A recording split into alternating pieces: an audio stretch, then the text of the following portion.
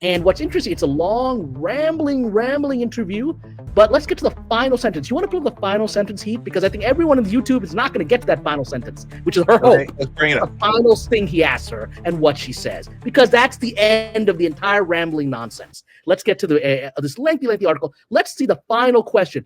Deadline, when it happens. You want to read that, Heath? Read that out loud and her answer. Deadline, when it happens, who will make the decision? As in when are you going to leave? When are you going to leave? No, actually, no, I'm sorry. Let's go. Let's go back one. It was the one right above it. The two final questions. Okay. Final two questions. Deadline. Two final questions. Will you step out as Lucasfilm boss this year? Kennedy, we really don't know at this stage. Whoa.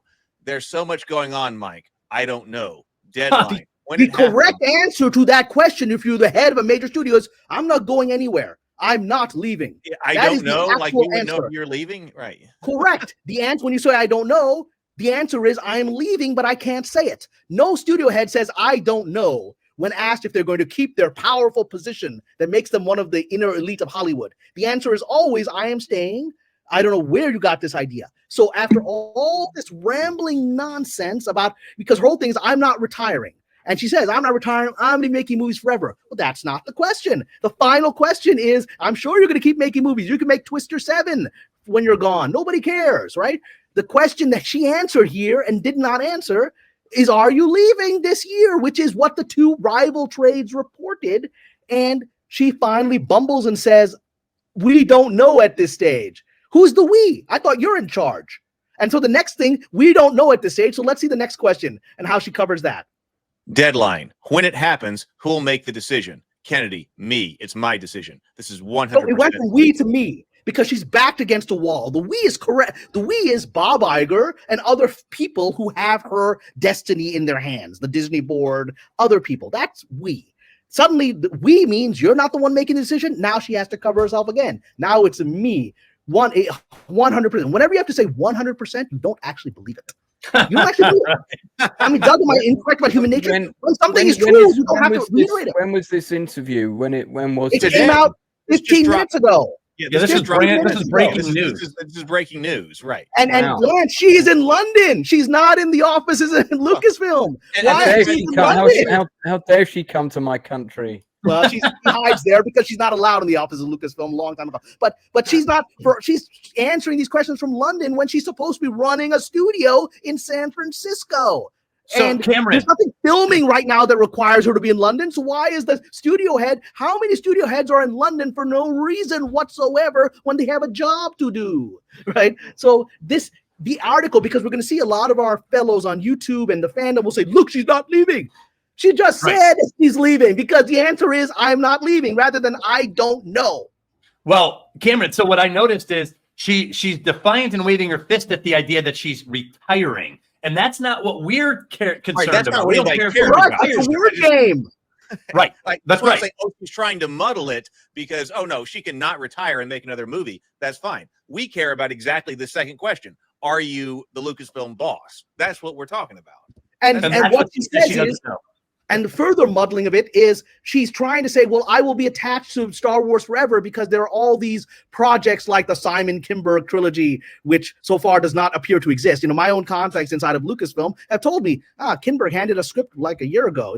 We shelved it. There's nothing there, right? It's not real, but like Kinberg was using the same trade thing. He announced that he had Ryan Gosling in this movie. I asked my contacts at Lucasfilm. They're like, Ryan Gosling, first we've heard of it, right? We haven't even looked at his script in a year because we're not making this movie right now. And so he did the same thing. And guess what? 2 weeks after he announces that, he gets his Dungeons and Dragons movie at Netflix because he raised his profile, which is what you do, correct, Lance, in the trades. You use the trade to make announcements to raise your profile. You say, I'm working on this project with a star, and then you can close your real deal you're trying to close over there because now you've got leverage publicly. That's how this works. You know what? Because I have to make those considerations when I have a trade announcement. Do I announce it now, or will there be proper leverage if I announce it at another time? I'm going to do that right now with a project that I'm working on closing right now. Do we announce it immediately, or do we not say anything for this, and this reason? Those are the strategic discussions I'm having with the producers right now. And that's because the trades are there to create impressions. If you are suddenly sound like you're really busy in the trades, you get more work.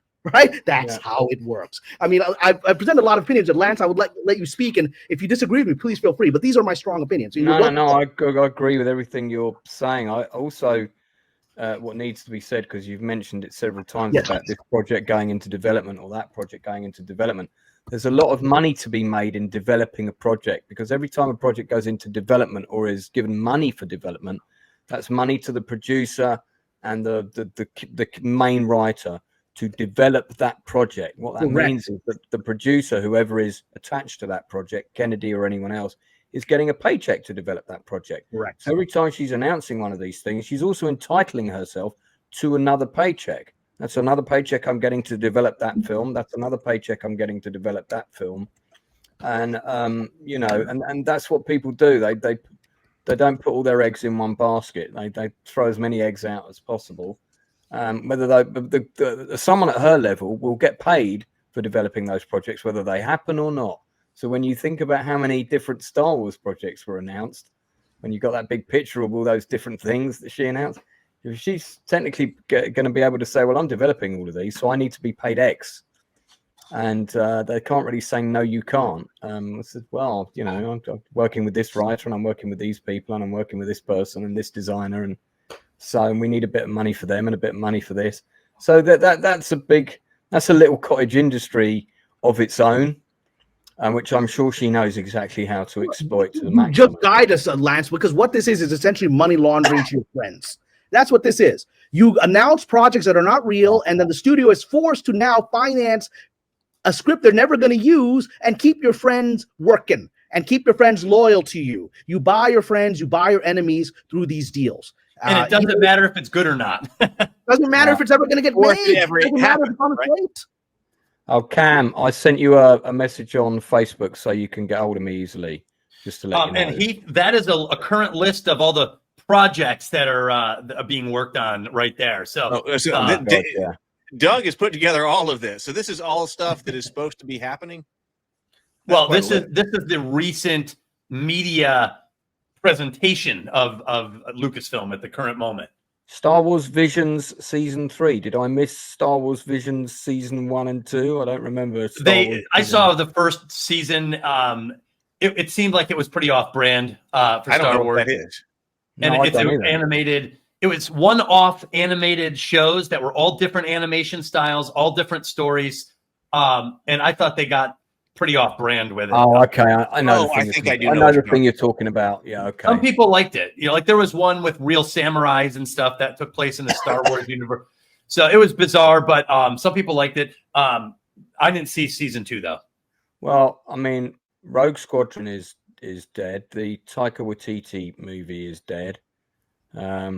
Well, what I'm saying is it has that. There's no Mangold movie. Yeah. If you notice, by the way, you don't know this, Lance. She's announcing all of these things as projects she's working on in that interview. She's like, "Oh, I'm doing the Simon Kinberg thing. I'm doing the Taika Waititi thing. I'm doing James Mangold. The James Mangold thing." She's talking about all these things that we know are not real. We know we don't know they're not real because there's no announcements of any further development in months or years on these projects. So is she saying that to basically tell her friends, don't worry, I'm still trying to get you a few bucks? Well, she's not telling her friends because she doesn't have any, because her friends would have come out and supported her, right? Nobody supported her. That's why she has to humiliate herself by doing an interview with Deadline and say, no, I'm not being pushed out of my... Literally, they ask her, Lance, you'll understand this. They asked, Deadline didn't even do softballs with her. They said, what you're describing sounds kind of like a very chaotic situations out of Lucasfilm. They said that to her directly and she had to deny it. And then they said, we're not claiming this, but it kind of looks like you're being pushed out, Kathleen. They actually said it to her face. And she said, I'm not being pushed out. That is not how you treat the head of a studio who's in charge. Yeah. So translation to that article, it's I'm not denying that I'm leaving. I'm just denying that I'm retiring. That's what that article basically said. Exactly. I'm denying retiring. I don't think George Lucas is really retired. I'm sure he's still got ideas for maybe I could make this thing, because artists don't retire. You're never going to retire. You're always going to be creating. No, I'll be working on stuff until the day. I'm never out. And Cameron, you said a long time ago, Cameron, your thought was, the most likely scenario with Kathleen Kennedy is she will leave Lucasfilm and she will either join or found a new studio and make the kind of movie she wants to make. that is still in play with that article that she could. That's what she's saying she's going to do. Right. I mean, it's so sad because the unfortunate thing is it's so degrading and demeaning. She is talking down to stupid people. She says the only people that are going to believe this and not see what this is are stupid people. Sadly, a substantial portion of YouTube is filled with stupid people, and people give them super chats to give their stupid analysis. So she's talking to them, and she's talking to dumb people. Like if you read the chat, if you read the comments in the Deadline article, 90% of them are like, she's lying, she's out, we know. And there's always words like, oh, look at you, stupid, toxic Star Wars fan. She ain't going anywhere. She's talking to that moron. She's talking to that moron because it's so sad that that's the best thing you have is people you know are stupid. You know that's the best you got is to make them believe in you. I mean, I just went to the Hollywood Reporter and Variety, and she's not. Kennedy doesn't even track on the search, so she's not on either one. Because Hollywood Reporter has staked its reputation on she is leaving, and here's a succession plan. Right. It staked its reputation on it can't back down because it said it. Variety did the same thing. Deadline stayed silent because they decided, we're just going to be on Kennedy's camp, right? Because Deadline, let's be frank, is even more. Deadline is one of those that is very much let's pretend to be very progressive and embrace progressive values like feminism and trans rights and things. That particular trade has a narrative. So when the Amber Heard, Johnny Depp thing was happening, they were 100% pro Amber Heard. Never was there once a suggestion that Amber Heard could be lying, even though the whole planet came to believe that. Same thing is happening right with Blake Lively and Justin Baldoni. The Hollywood Reporters doing real reporting on what was happening at Sony in that disaster of a production, and Deadline is like, nope. No, Blake is telling the truth. Blake is telling the truth. It's all a lie. I mean, because their whole narrative, for some reasons, about who is behind Deadline, I'm gonna keep my mouth shut about that, right? I don't want to make them more of an enemy than I am. But but Deadline needs to back certain progressive voices, and so they said nothing because Kennedy is the top feminist in Hollywood, the most powerful woman. They could not jump on the train, even though they know it's true. The reason why I know it's true is because Mike Fleming is asking her hard questions. He's saying it feels like you're being pushed out. You don't do that in Hollywood. That's not what you do when you talk to studio head. Well, Cameron, and by the way, on to this question.